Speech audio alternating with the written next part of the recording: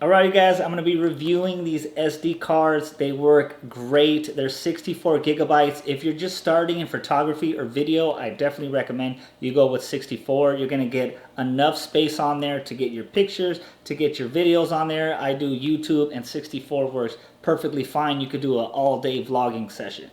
This is for 1080p, so this is full HD, and they're 120 megabytes per second. So these are going to be good to go. If you guys are trying to do 4K or anything above 4K, you're going to need something a little bit faster. But if you're going for 1080p, this is it right here. And you guys can see I got 3 of them. I actually got a 4-pack. You guys are watching the video right now on the other SD card that I purchased.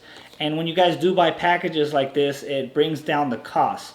So I recommend you guys buy 2, 3, or 4 packages because they come out really cheap, and that's the way to go if you're going to get these SD cards.